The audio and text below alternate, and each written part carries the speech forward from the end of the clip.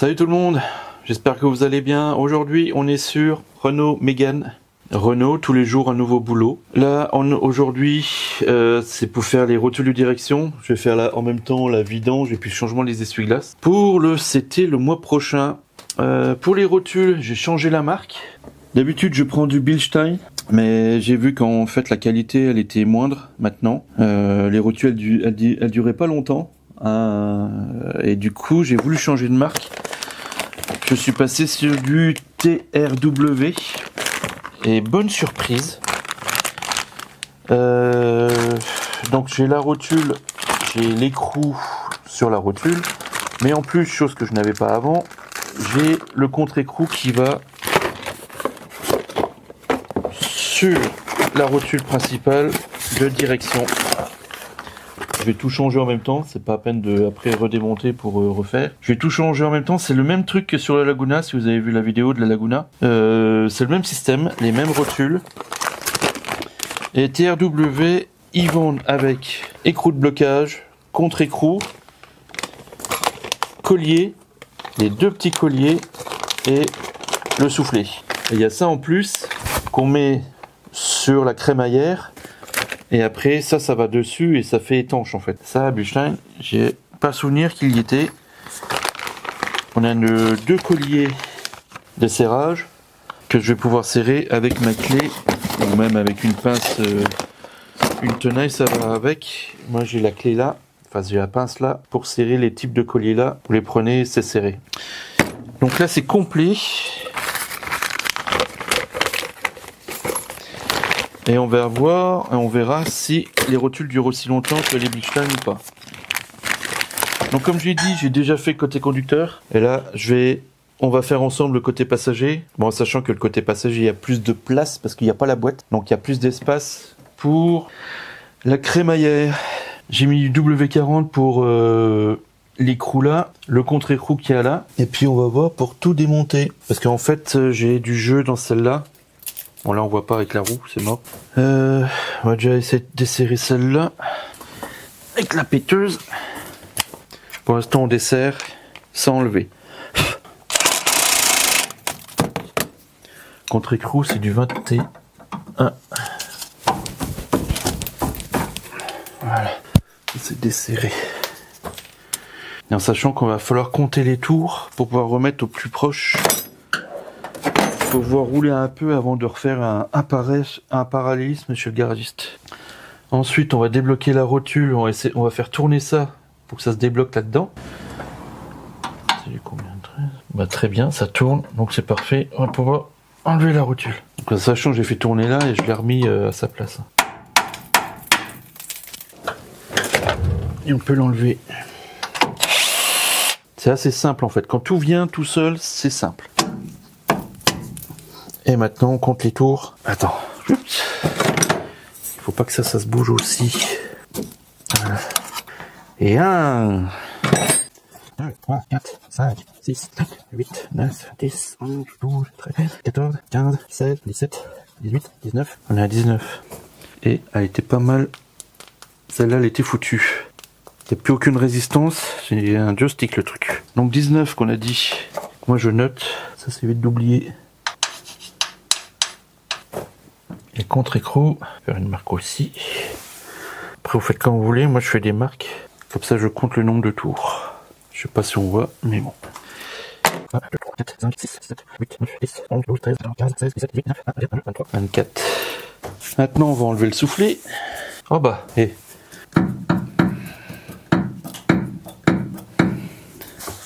Ouais, j'ai peut-être trouvé d'où venait le jeu.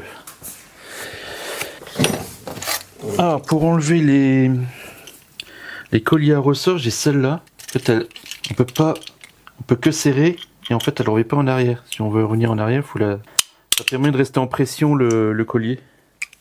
Mais là, comme c'est un petit, je suis pas sûr que ça va marcher. Mais après, ça marche aussi avec une pince. Une simple pince comme ça marche aussi. Hop. Ensuite, au fond, on a un rison qu'on va choper à la pince coupante. Oh, je sais pas si vous allez voir au fond. Bon, il n'y a rien de sorcier. Riselant, coupant. Hop, on dégage. Ah bah oui, il y a largement plus de place. La différence. Il est gras par contre le moulin. C'est Renault.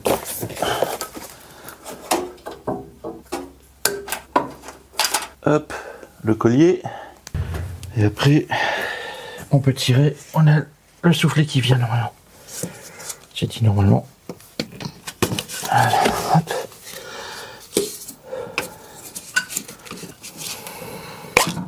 Oh, je l'avais dit que ça viendrait. Mais bon, le soufflet il est encore en bon état. Il est pas du tout percé, rien du tout. Il est en très bon état. Hein. Du coup, je vais pas le jeter celui-là, je vais le garder. On ne sait jamais. Toujours pareil, on ne sait jamais. Parce que côté conducteur, c'est pareil. Côté conducteur, c'est pareil, il est en très bon état. Donc là, on a la rotule qui est... Bah, elle est morte, hein, en fait, celle-là. Donc pour retirer la rotule là, comme sur la Laguna, j'utilise ça. Il y a 3 morts, en fait, qui vont serrer la rotule. Que ce soit pour serrer ou desserrer. Du coup, ça facilite tout. Hop, là, je suis bloqué. Au bout, on claque la clé de 32. Ou même on va mettre un carré. Hein. Je sais plus c'est du combien là-dessus. Et on va pouvoir desserrer. Sans vriller les pattes, ça serait bien aussi.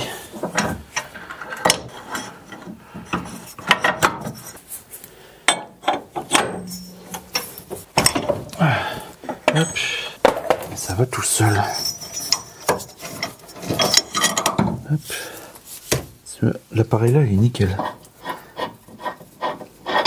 Et voilà. Et on a la douille qui est morte. Pas oublier la rondelle. Et on remet la neuve. Qui a du coup la rotule. Je peux même pas la bouger. On remet ça. Et on revisse tout simplement.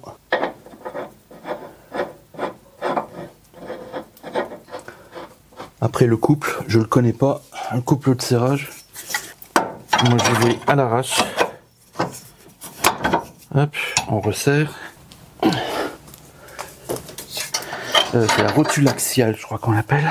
Aïe, elle est changée. Ça va? Franchement, avec l'outil là, c'est nickel. Maintenant, on va mettre le soufflet. Dans l'ordre, on va mettre ça. C'est comme un joint plat, en fait. On peut le considérer comme un joint plat. Alors, est-ce que je vais rendre ma place pour passer, moi? Attends, peut-être passer par en dessous. Oh, la différence, il y a beaucoup plus de place. Côté boîte, c'est un peu galère. Ça se fait, mais c'est beaucoup plus galère. Parce qu'il n'y a pas de place pour passer les doigts. Voilà. Ok, ça c'est fait. Ensuite, ne pas s'éclater la tronche sur le pare-choc. Ne pas faire comme j'ai fait côté passager, côté conducteur. Faut passer le collier avant, parce que sinon il passe pas. Voilà, ça c'est fait. On met la graisse qui est livrée. Il y en a qui le mettent avant, il y en a qui le mettent après. Moi je fais comme ça. Hop. Ensuite, la graisse est mise. Je sais pas si on voit que la graisse est mise. Bref.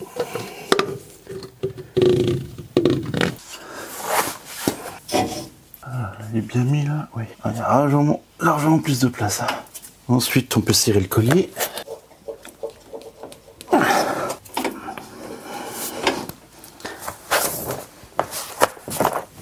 Et encore là, il y a de la place. Putain. Ouais, le collier est serré. Donc une fois que le soufflet est mis, on va mettre l'autre collier. Donc je vais utiliser une pince normale, ça ira aussi. C'est comme il est plus petit, j'ai pas la place. Voilà, hop. Ensuite, on remet le contre-écrou. Alors le contre-écrou, on avait dit qu'il y avait 24.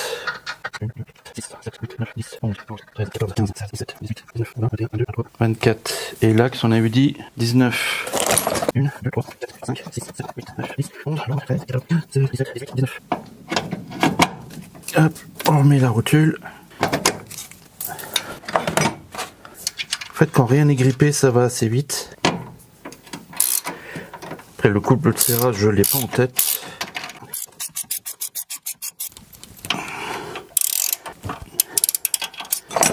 On peut oublier de resserrer le contre-écrou.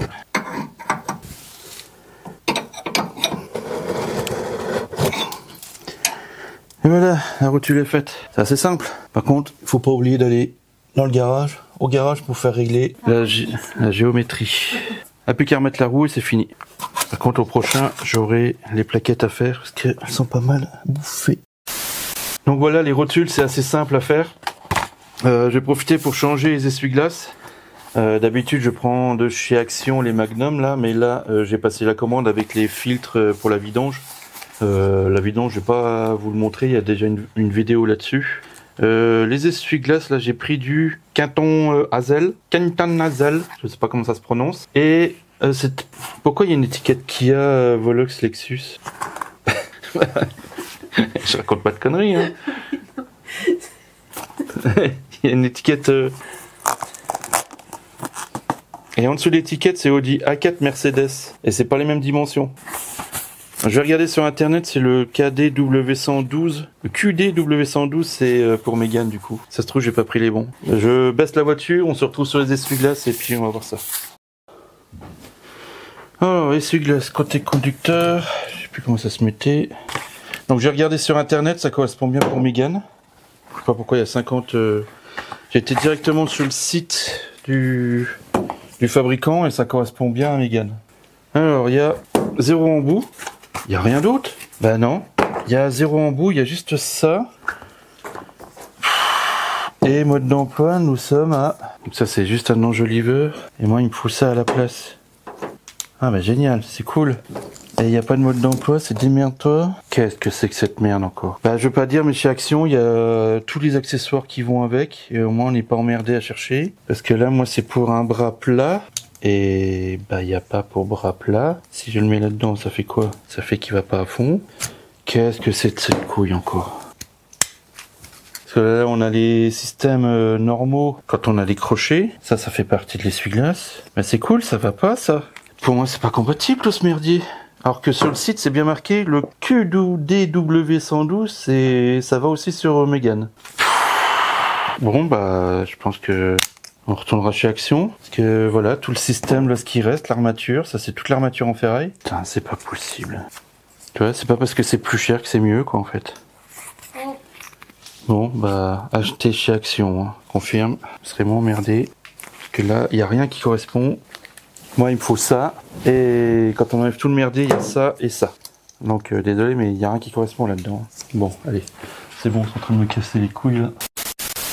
Bon, les essuie-glaces là, bah ils vont pas.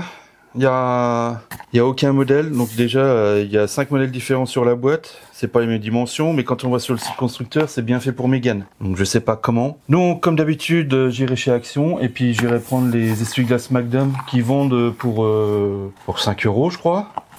Et du coup, au moins on a tous les embouts qu'il faut, même si on envoie à la poubelle, au moins c'est adapté à la bagnole. Ça, du coup, c'est poubelle. Acheter, acheter, acheter. Donc moi je vais continuer sur la vidange et puis ça sera rendez-vous chez le garagiste pour faire un para, une géométrie, enfin comme vous voulez, hein. Et puis ça sera ok pour le CT et puis ça sera parti pour 2 ans, si tout va bien. Sur ce, on se dit à très bientôt, prenez soin de vous, allez ciao.